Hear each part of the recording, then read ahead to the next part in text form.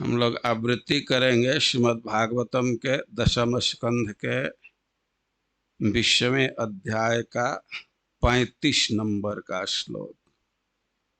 10, 20, 35। ओम नमो भगवते वासुदेवाय। भगवते वासुदेवाय। ओम नमो भगवते वासुदेवाय। ओम नमो भगवते वासुदेवाय। ओम नमो भगवते वासुदेवाय। भगवते वासुदेवाय।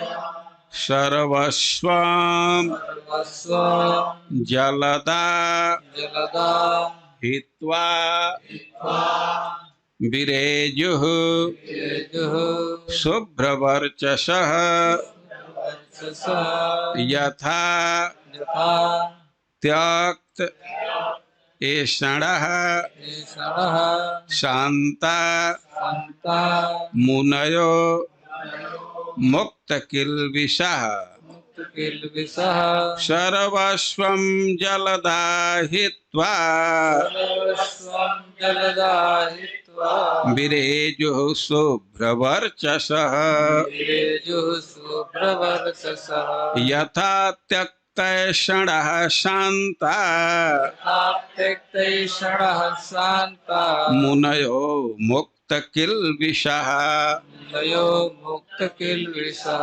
सर्वस्वं जलदाहित्वा जलदाहित्वा विरेजुः शुभ्रवर्चसः विरेजुः शुभ्रवर्चसः यथा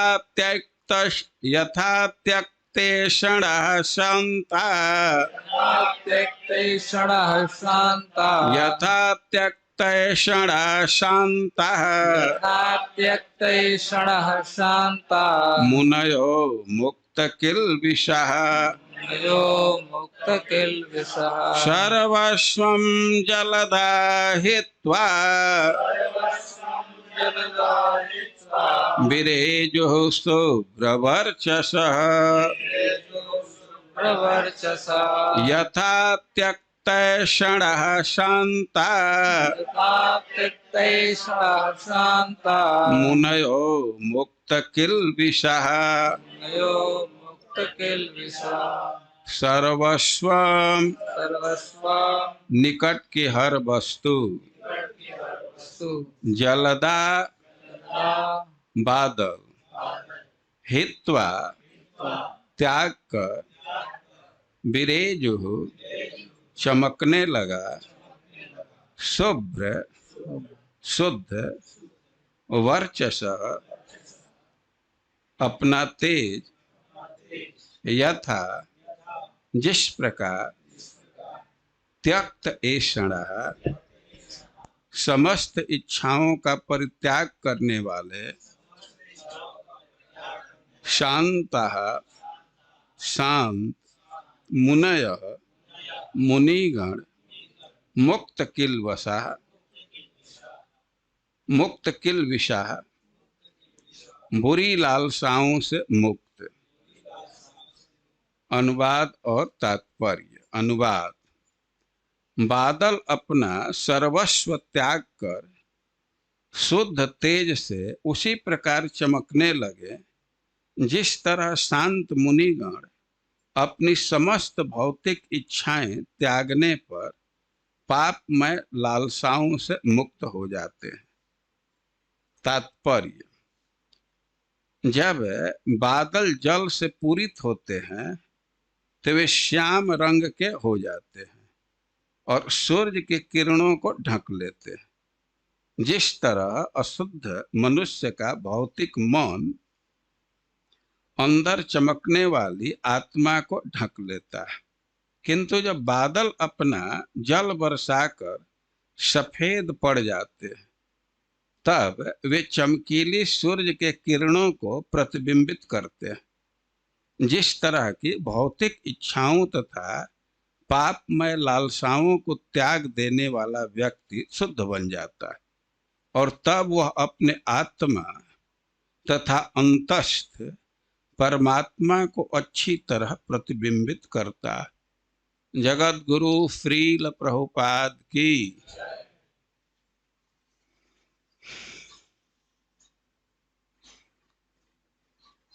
शरद ऋतु में वृंदावन कैसा दिख रहा है, इसका वर्णन किया जा रहा है।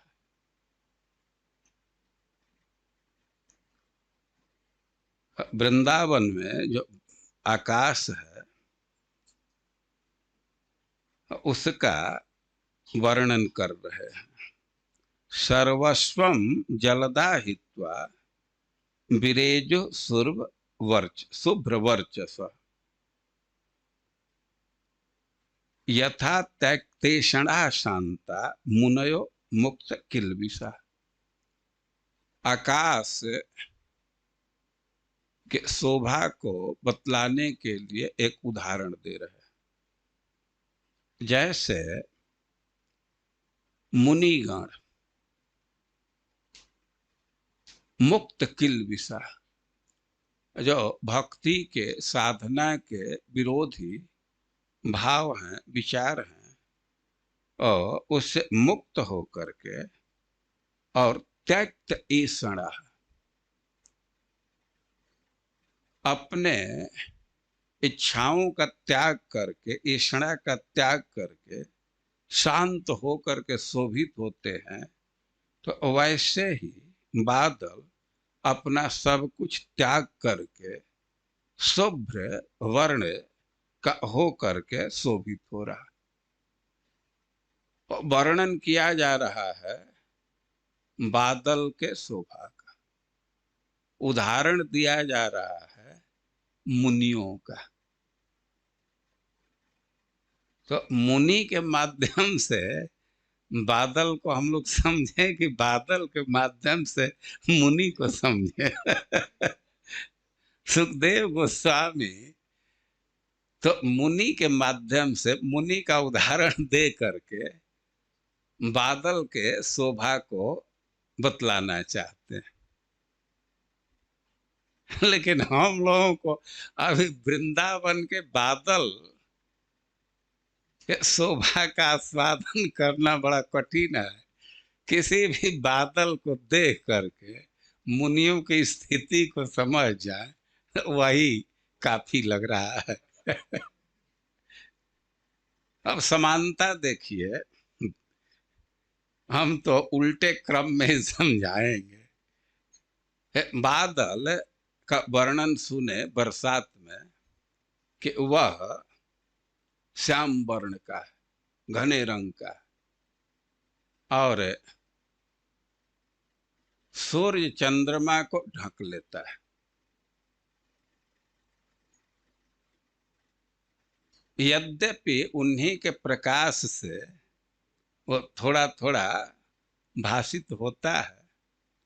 और इसका उदाहरण क्या दिए कि जैसे अहम मत्या भासितया, अहंकार के रूप में जो भासित हो रहा है, स्वभाषा अपने आप में वह प्रकाशित है, वह ढक लेता है। अहम मत्या भासितया स्वभाषा पुरुषो यथा। जैसे पुरुष मतलब परमात्मा स्वभाषा, वह स्वयं प्रकाशित होने वाला है। परमात्मा को दिखाने के लिए, ब्रह्म को दिखाने के लिए किसी दूसरे साधन की आवश्यकता नहीं। वे किसी दूसरे वस्तु को देखने के लिए प्रकाश की जरूरत है। लेकिन सूर्य को देखने के लिए टॉर्च मारना पड़ेगा। सूर्य को देखने के लिए तो टॉर्च की जरूरत नहीं है ना।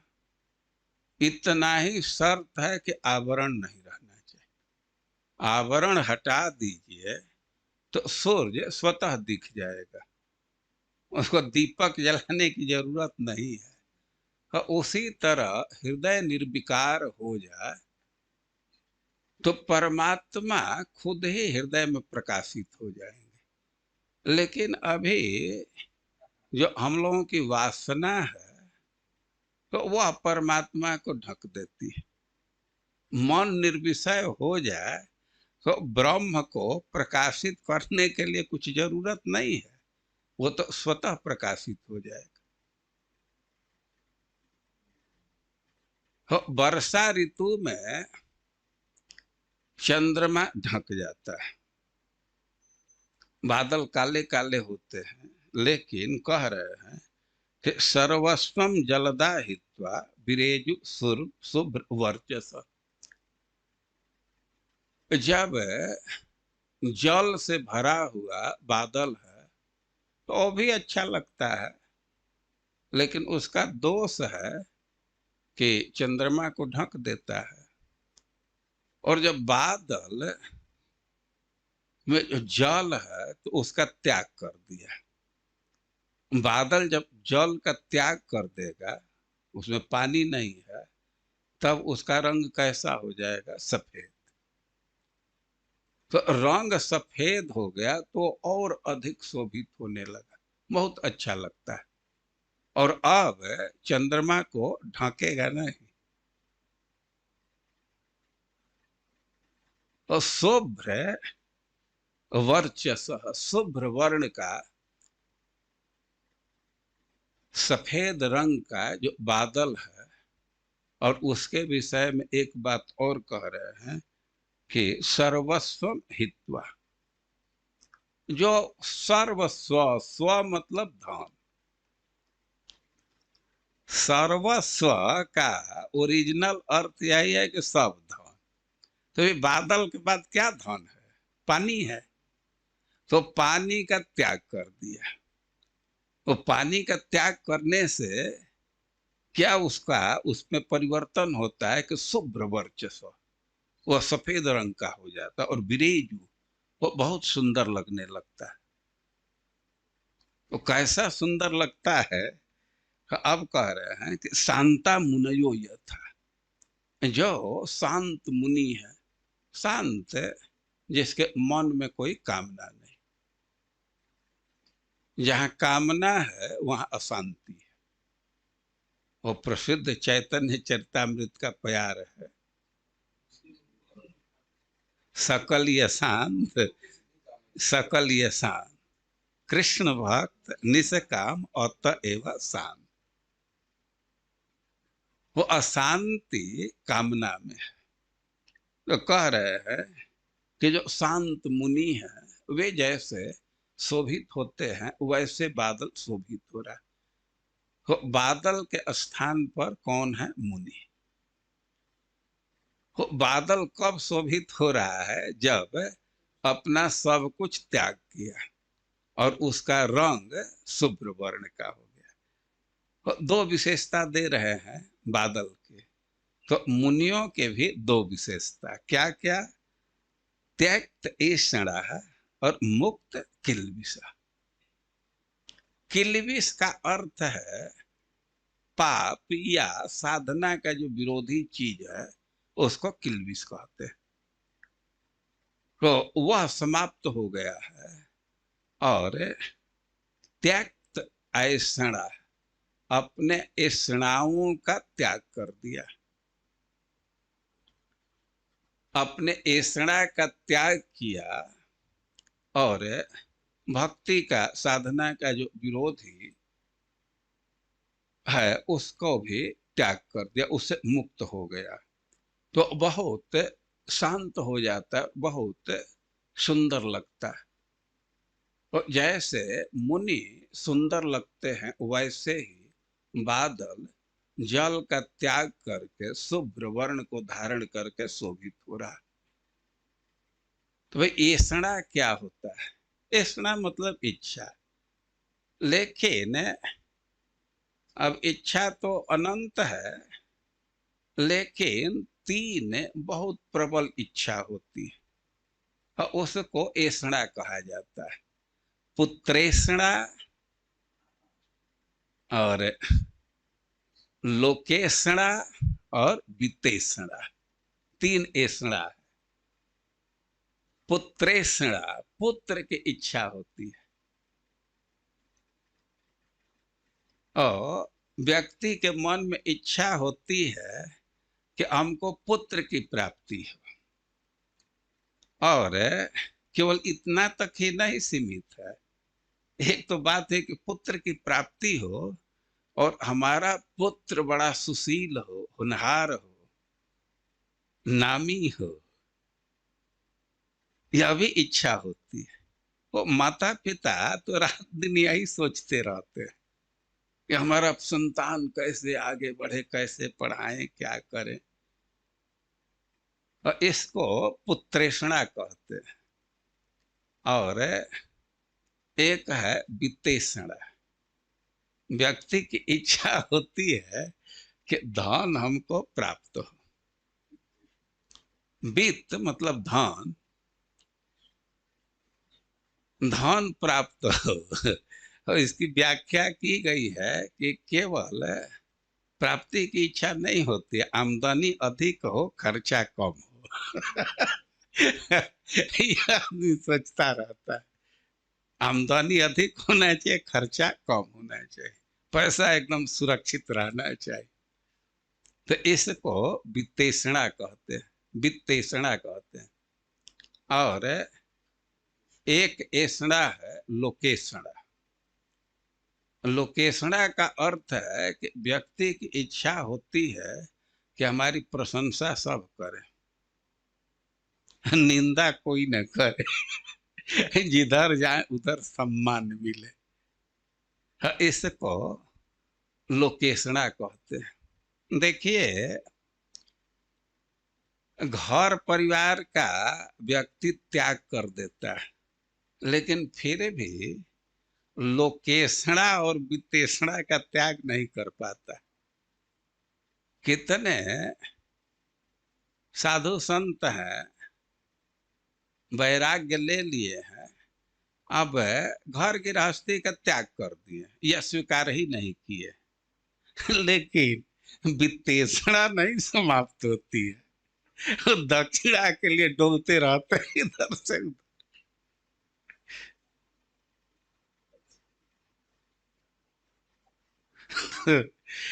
पैसा को बड़ा संजो करके रखते हैं।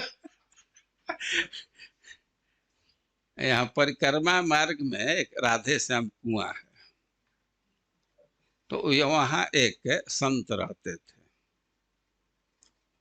वृद्ध संत थे, विरक्त संत थे, कोई कुटुंबी नहीं था, और उनका निधन हो गया। अब निधन हुआ तो स्वाभाविक है, कई एक लोग जुटे, उनका दाह संस्कार कर दिए। अब इसके बाद कुटिया में देखने लगे क्या क्या है, तो स्टेट बैंक का पासबुक मिला। अपने जो गिरधारी प्रभु हैं वो भी गए थे उसमें। ये प्रत्यक्ष देखे थे। उस समय मंदिर में डोनेशन ऑफिस में सेवा करते थे, और वहाँ उनका स्टेट बैंक का पासबुक मिला। तो कुछ 2.25 लाख या ऐसे कुछ अमाउंट था, हमको ठीक से पता नहीं है। तो जमा थोड़ा थोड़ा करके किए थे, तो जमा करने का तो बहुत एंट्री था, लेकिन कभी भी निकाले नहीं थे।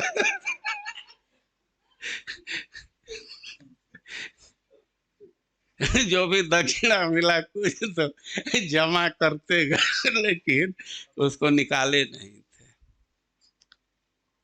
तो उनके उनका तो पासबुक सामने आ गया, तो सब पता चल गया। बहुत सारे साधु हैं कि तकिया के नीचे किताब वो रखते जाते हैं, और फिर भी लोभ नहीं समाप्त होता।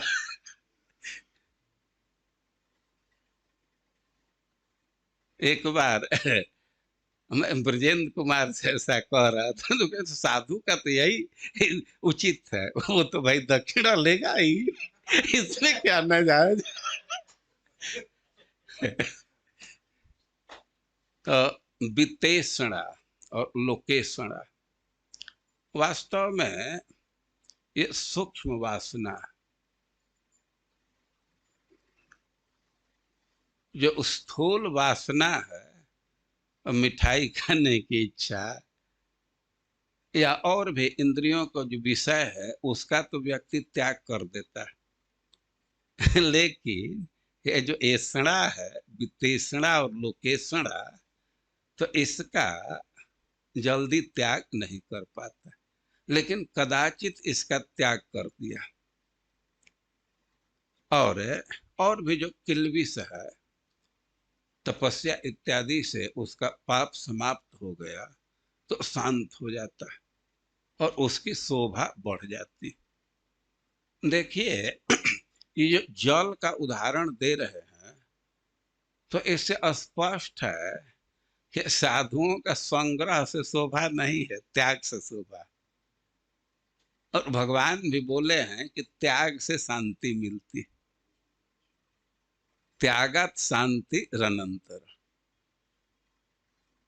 त्याग करने से शांति मिल जाती है।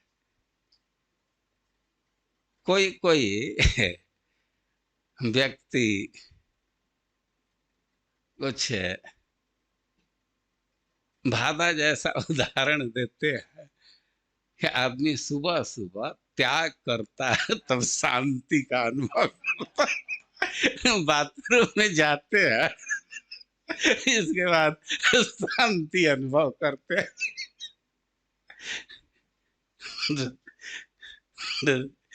वो बहुत संग्रह किए हैं, तो जगने के बाद बहुत कठिनाई रहती है। तो त्याग से साधुओं की शोभा बढ़ता है। बादल का उदाहरण, बादल के उदाहरण से इस बात को नहीं समझा रहे हैं, इस बात से बादल के शोभा को बतला रहे हैं। लेकिन हम लोगों के लिए तो कम से कम उल्टा ही इसको समझ जाए, उल्टे क्रम में। तो उदाहरण समझ में आ रहा है ना? बादल का उदाहरण, त्याग से शोभा बढ़ती है। तो इसी से संग्रह के फेरे में नहीं रहना चाहिए। वास्तव में संग्रह से बहुत भारी कठिनाई होती। बलि महाराज जब बामन देव को कहे, अरे बाबा, शरीर में तो बहुत तेज है, लेकिन भीतर बुद्धि तत्व नहीं है। छोड़ो, अब तो तुमको इतना मांग लेना चाहिए था कि एक बार हमारे पास आ गया तो दूसरे से न मांगना पड़ता। लेकिन वो काम तो किए नहीं, भूमि ही मांग रहे हैं।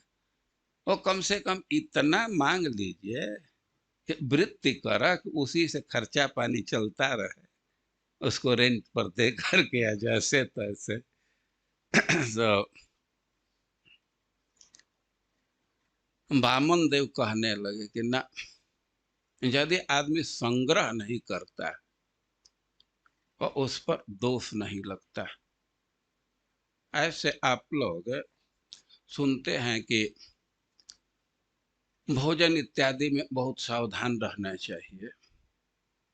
बहुत विधान है ना, कैसा अन्न खाना चाहिए। लेकिन जिस व्यक्ति के पास कोई संग्रह नहीं है, केवल उदर भरण के लिए भूख लगी है और कहीं से कुछ खा ले, उस पर कुछ असर नहीं पड़ेगा। सब दोष आ जाता है संग्रह से। संग्रह पाप का जड़ है। इस काल में भी देखा जाता है कि जिसके पास कुछ नहीं है तो उनका साधना चलता रहता है। अब इसके बाद कहीं से कुछ अकाउंट में गिर गया तो अब मन बदलने लगता है। इसी से इस काल में नियम है कि ब्रह्मचारियों को नहीं देते हैं पैसा।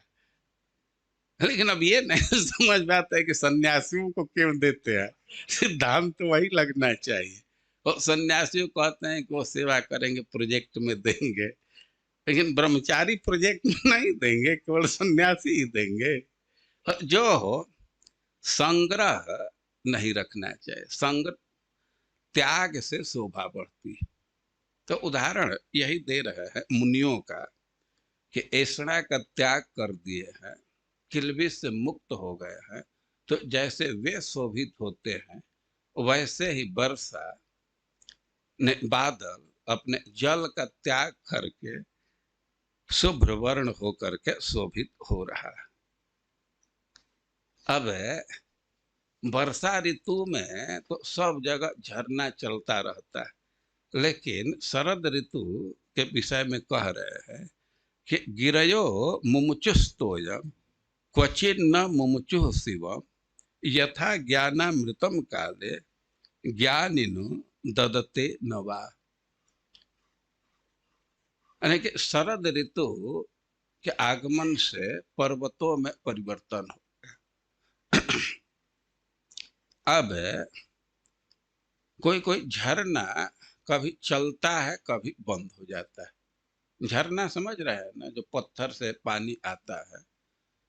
तो बरसात में तो नदी जैसा चलता ही रहता है, लेकिन जाड़ा में कोई कोई झरना बंद और कोई कोई में खूब अच्छा पानी, शिवम स्वच्छ जल मिलता है। झरना का पानी बिल्कुल स्वच्छ होता है।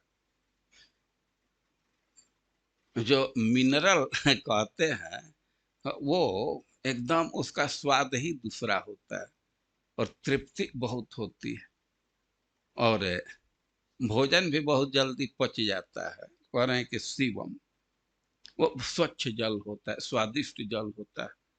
लेकिन क्वचिन मुमुचु क्वचिन न मुमुचु। अब जाड़ा ऋतु आने पर कोई कोई झरना चल रहा है, कोई कोई बंद हो गया। अब उदाहरण दे रहे हैं कि यथा ज्ञानामृतम काले ज्ञानिनो ददते नवा। जैसे ज्ञानी कभी कभी भक्ति का उपदेश करते हैं। शिवम शब्द को इधर भी जोड़ेंगे, और भक्ति तत्व का ज्ञान कभी कभी करते हैं, और नहीं तो ऐसे ही दूसरा प्रवचन चलता रहता है। या कहे कि क्वचिन का अर्थ है कि कभी कभी ज्ञानी पुरुष हैं तो कभी कभी एकदम मौन रहते हैं, अपने चिंतन में रहते हैं, और कभी कभी प्रवचन करते हैं, कभी कभी ज्ञान देते हैं। और इससे शिक्षा लेने की आवश्यकता है कि कोई ज्ञानी पुरुष प्रवचन कर रहा है तो यत्न पूर्वक उसको धारण करना चाहिए, ग्रहण करना चाहिए। ऐसा नहीं है कि वो सदैव सुलभ है। तो ज्ञानियों के प्रवचन से, ज्ञानामृत के दान के उदाहरण से, पर्वत में झरना चल रहा है, कभी बंद हो जाता है, या कोई कोई झरना चल रहा है, कोई बंद हो गया, इसको बतला रहे। अब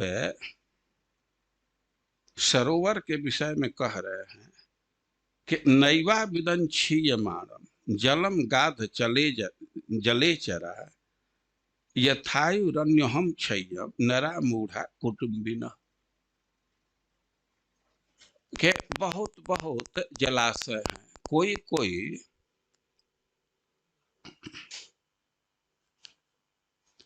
कोई कोई तो जलाशय है कि उसमें अगाध जल है, उसका था नहीं लगा सकते, बहुत गहरा तक जल है। लेकिन बरसात में तो छोटे छोटे जलाशय भी भर जाते हैं, लेकिन अब शरद आने से उनका पानी तो सूखने लगता, उनका तो सीमित जल है। तो कह रहे हैं कि नैवा विदन क्षीयमाणम जलम गाध जले चरा। और छोटे सरोवर में या छोटे जगह में जहाँ पानी टिका है, उसमें जो जलचर प्राणी हैं, तो उनको यह समझ में नहीं आता है कि पानी धीरे धीरे खत्म हो रहा है। यद्यपि वे जलचर प्राणी हैं और जल से ही वे जीवित रह सकते हैं, लेकिन वे अनुभव नहीं कर पाते, अनुसंधान नहीं रखते। तो उदाहरण दे रहे हैं कि यथायु रन्वहम क्षयम नरा मूढ़ा कुटुम्बिन, कि जैसे कुटुंबी हैं, कुटुंबी मतलब कुटुंब वाले, परिवार वाले,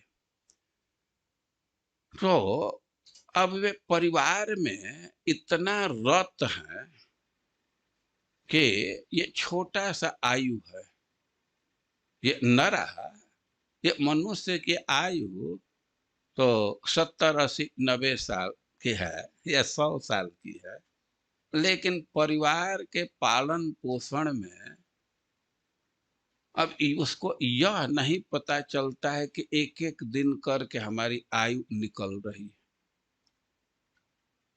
तो यह है उपमा है, ऐसा नहीं होना चाहिए। व्यक्ति को अनुसंधान रखना चाहिए। नैवा विदं क्षीयमाणम जलम गाध जले चरा यथायु रन्महम क्षय्यम नरा मूढ़ा कुटुम्बिन।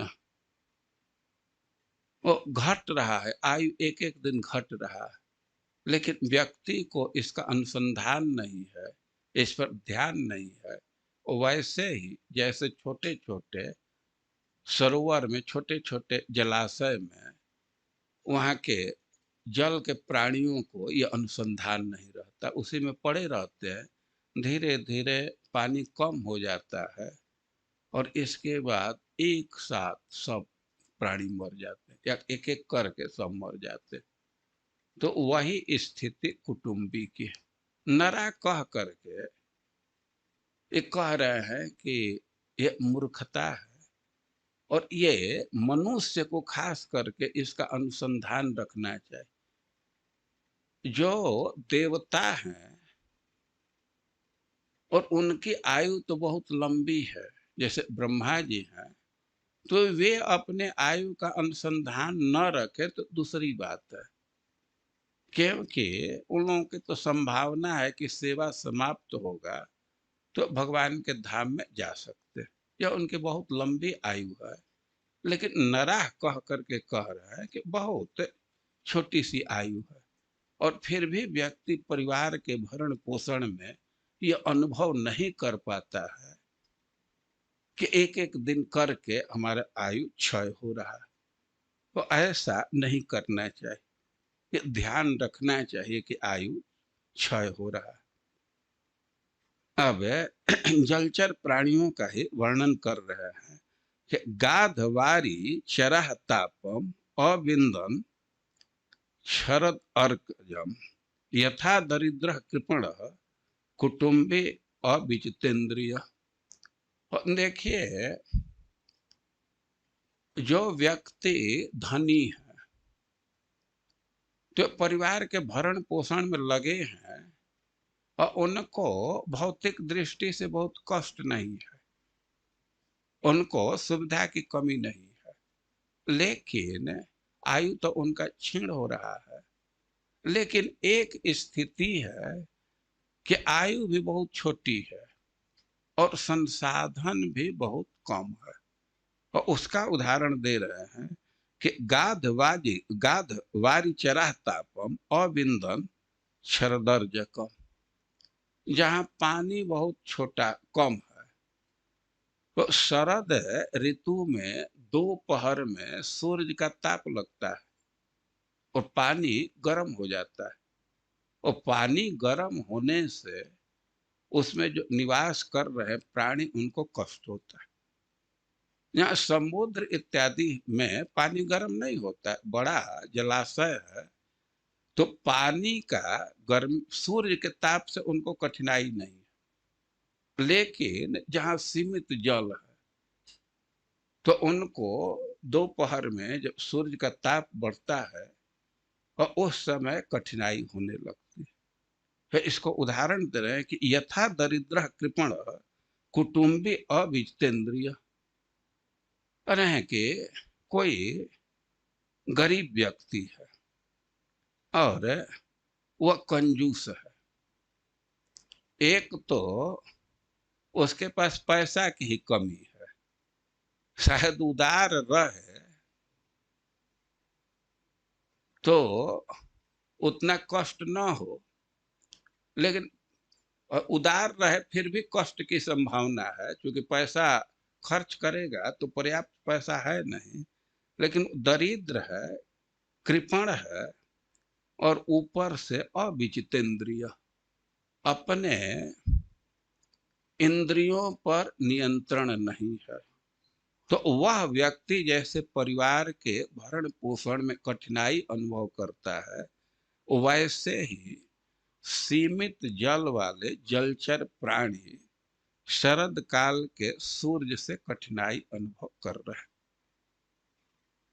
भाई पानी कम है तो गर्म हो जाता है, तो ताप से कठिनाई होती है।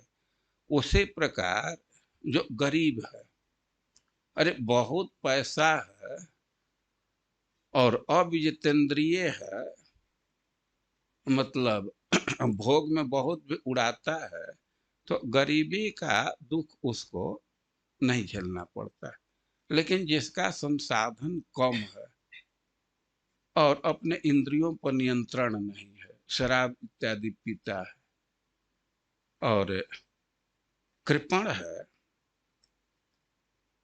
तो परिवार के भरण पोषण में भी बहुत कठिनाई अनुभव करता है।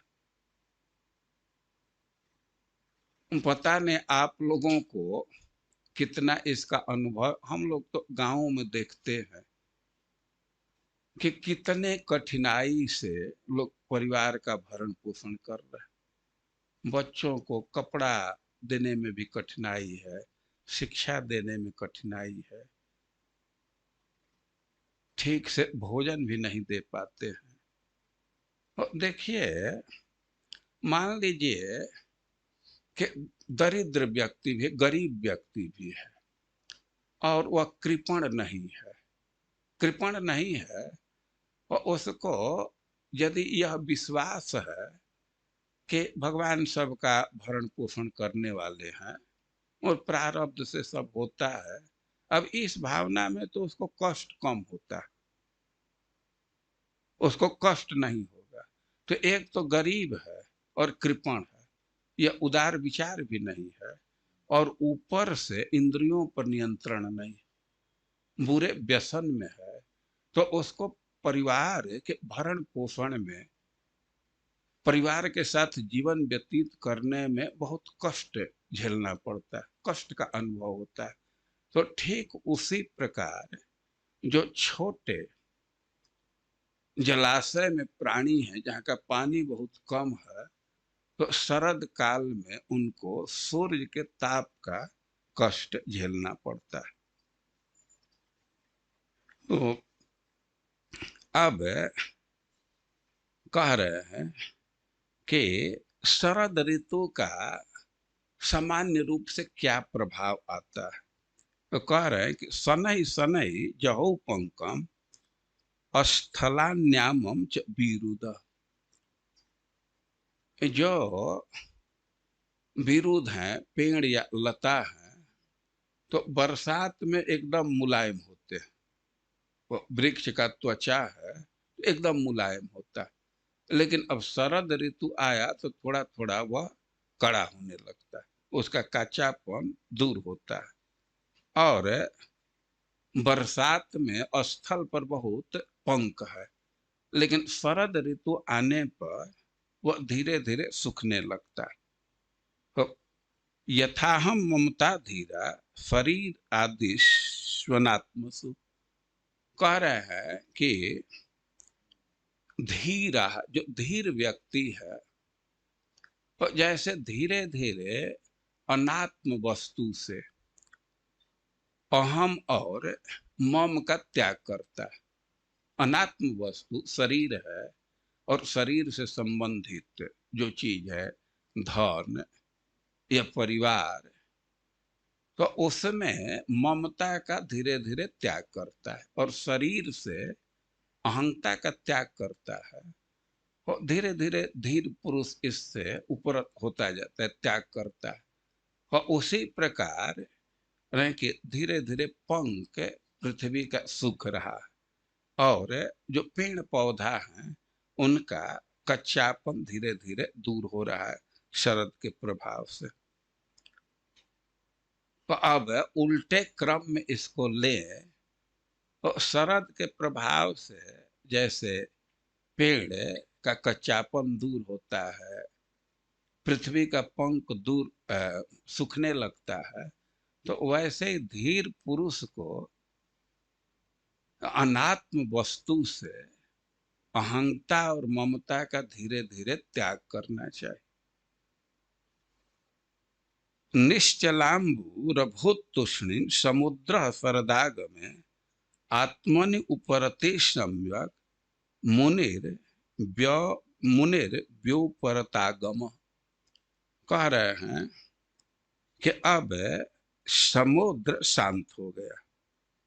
पहले समुद्र का वर्णन हम लोग सुन चुके हैं कि उर्मिवान समुद्र पहले ही वायु के चलते उर्मिवान है, लहर से युक्त है, और वर्षा में जब उसमें जा करके नदियां मिलती हैं तो क्षुब्ध हो जाता है। उदाहरण दिया गया था कि अपक्व जोगिनश्चित्तम कामाक्तम गुणजुग था। जैसे कच्चा जोगी है और उसके हृदय से वासना अभी समाप्त नहीं हुआ और विषय का संयोग हो जाता है, इंद्रियों के विषय संपर्क में आ जाते हैं तो उसका मन क्षुभित हो जाता है। वैसे ही वृंदावन का वर्णन कर रहे हैं कि समुद्र तो पहले से ही उर्मिमान है, लहर है, और बरसात की नदी उसमें गिर रही है तो बहुत क्षुभित हो जाता है, बहुत अशांत हो जाता है।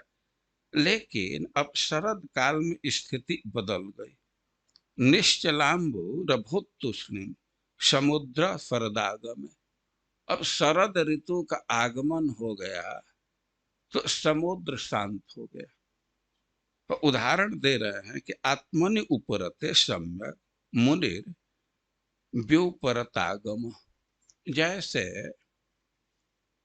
कोई मुनि है और वेद के क्रियाकांड से उपरत हो गया, अब कर्मकांड में उसकी रुचि नहीं है, और आत्मनि उपरत,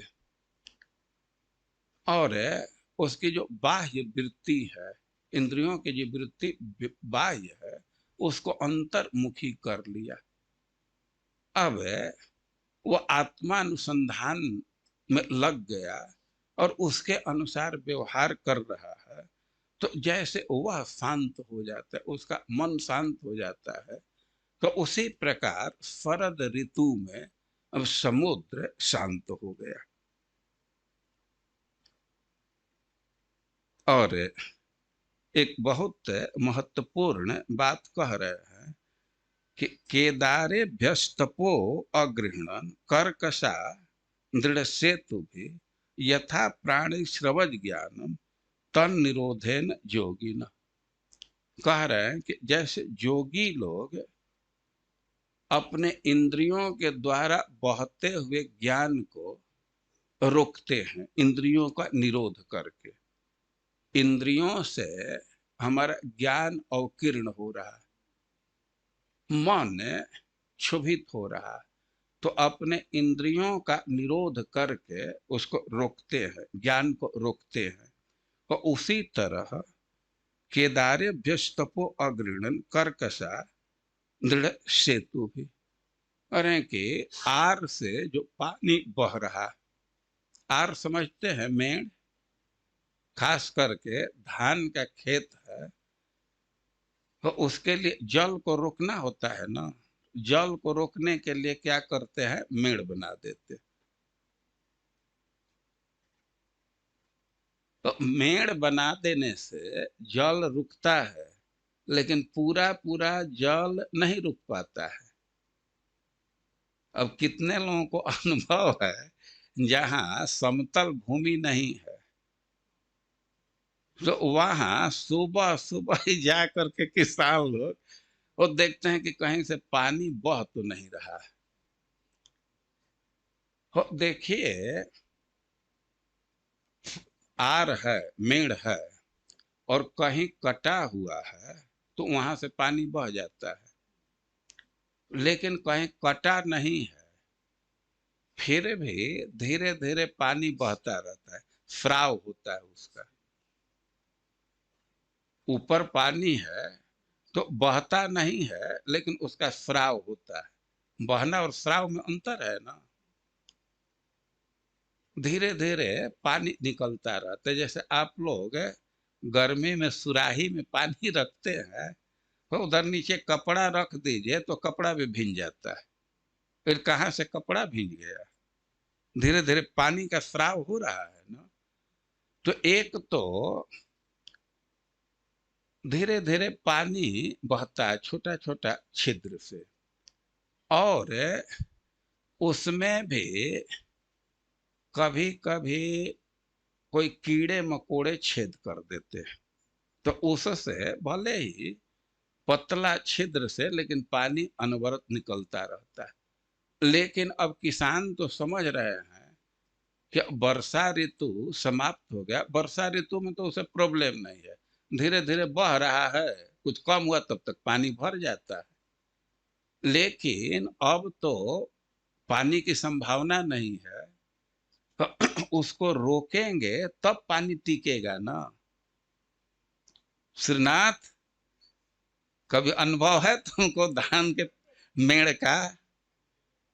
वो कोई मुंह ही खुला नहीं है, टूटा नहीं है, लेकिन छोटा छोटा छिद्र है और उससे पानी निकल जाता है, और उसको बंद करना होता है।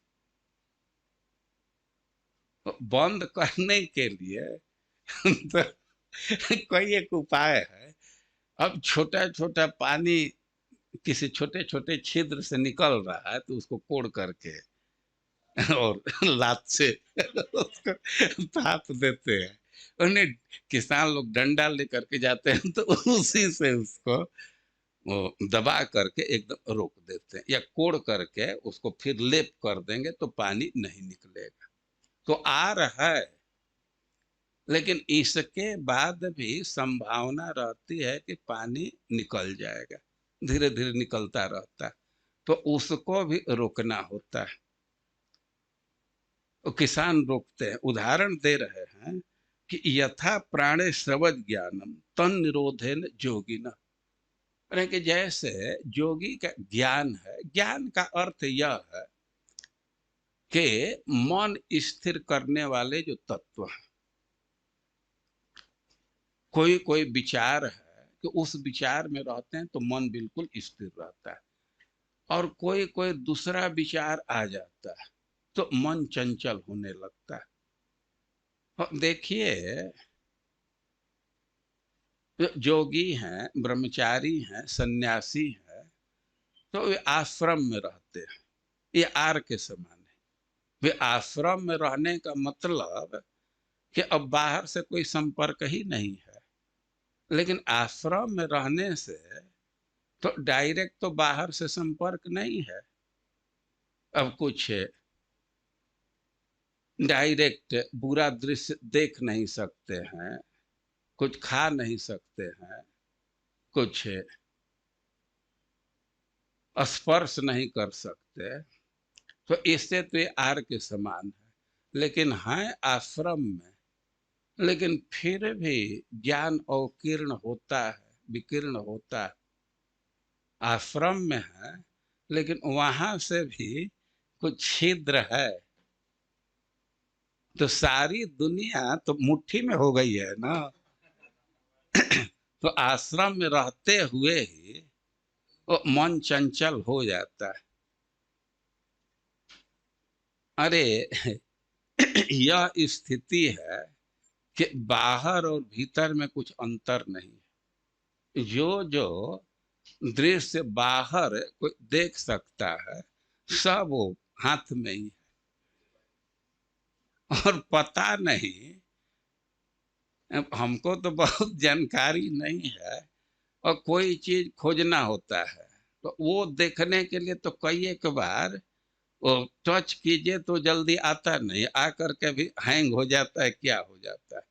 और कुछ कुछ दृश्य अपने से फटफट फटफट करने लगता है, और थोड़ा सा ऐसे टच कीजिए तो फिर वो वीडियो आ जाता है।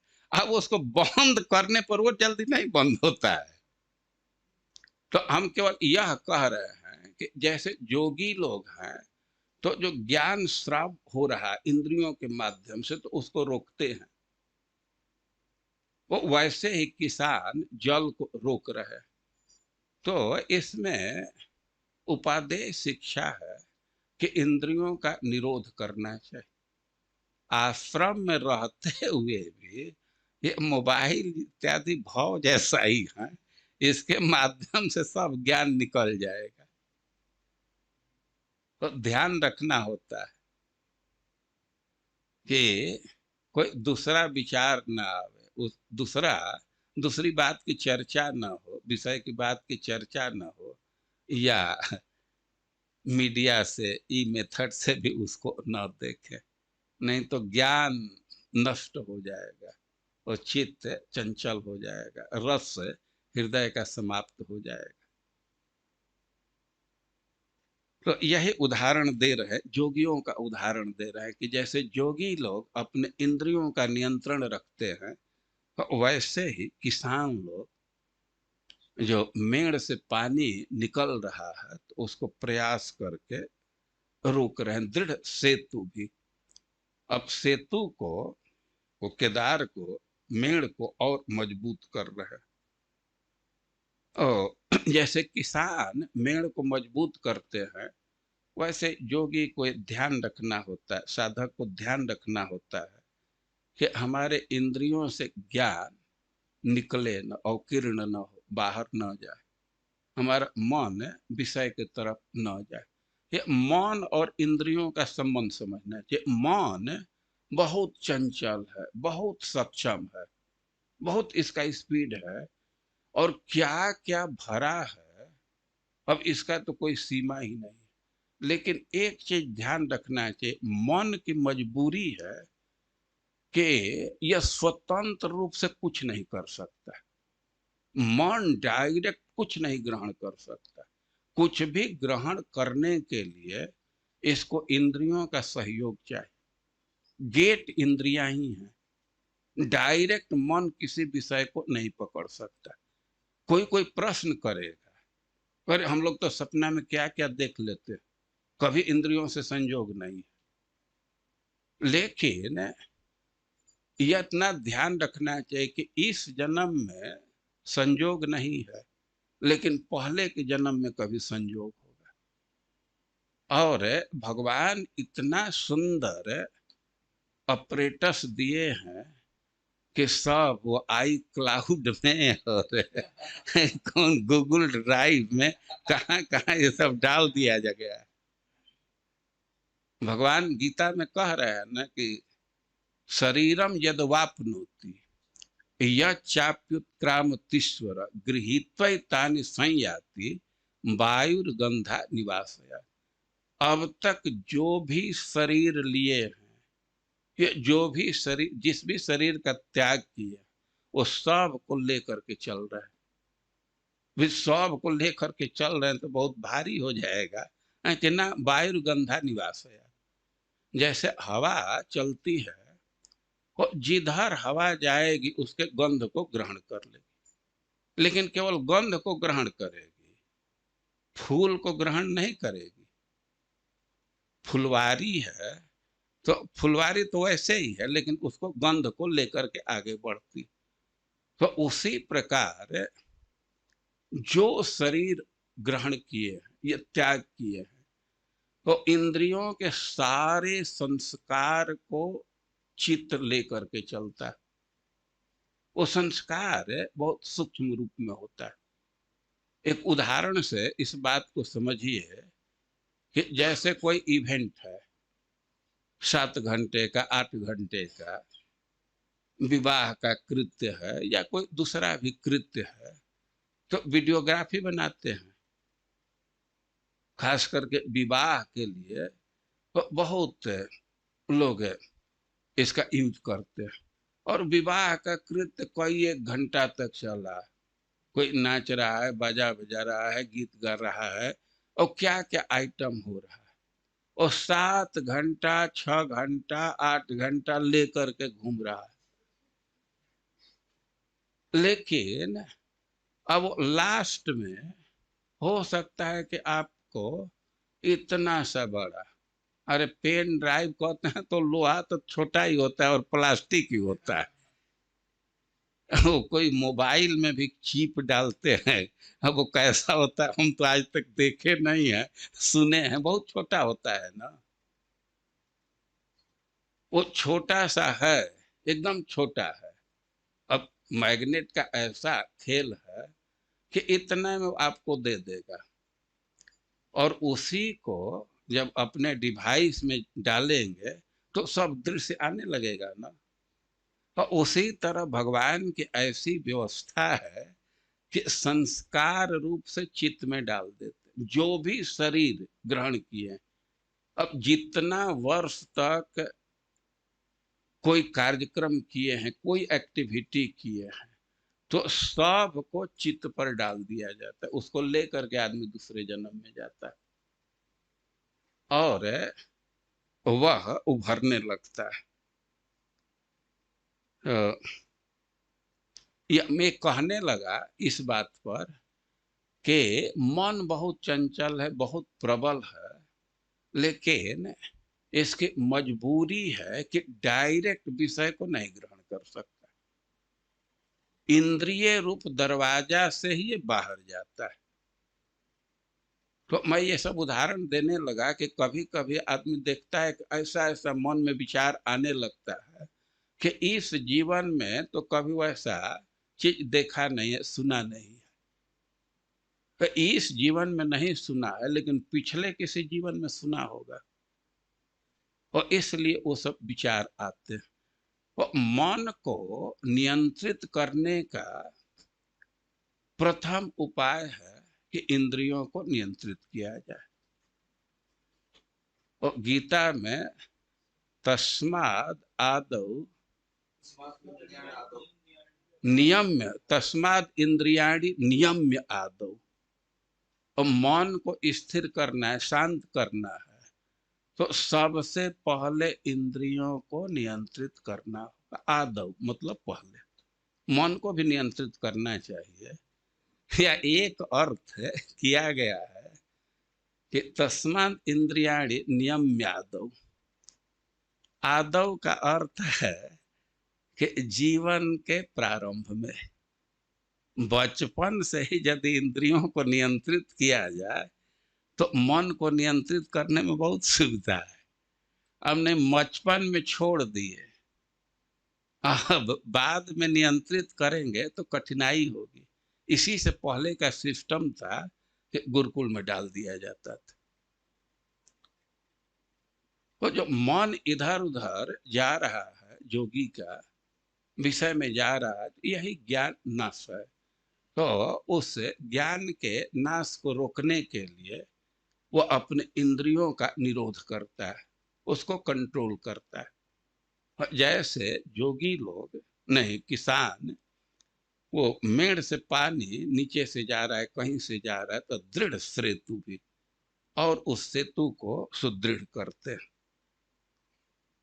और इस प्रकार ये शरद ऋतु का वर्णन चल रहा है। अभी कई एक श्लोक रह गए, तो हम लोग कल इसको पूरा कर लेंगे। कल इसको पूरा कर लिया जाए, शरद ऋतु का वर्णन पूरा हो जाएगा। शरद ऋतु के लीला का वर्णन तो शायद प्रारंभ भी नहीं होगा। ये शरद ऋतु बहुत महत्वपूर्ण है, और इसमें भगवान बहुत बहुत लीला किए। तो वर्षा ऋतु के लीला का तो ऋतु का वर्णन करके लीला का भी वर्णन कर दिए, लेकिन अभी शरद ऋतु का वर्णन चल रहा है, और इसके बाद शरद ऋतु के लीला का वर्णन कई एक अध्याय में करेंगे। तो हम लोग शरद ऋतु का वर्णन सुन रहे हैं, इसको कल भी सुनेंगे। हरे कृष्ण।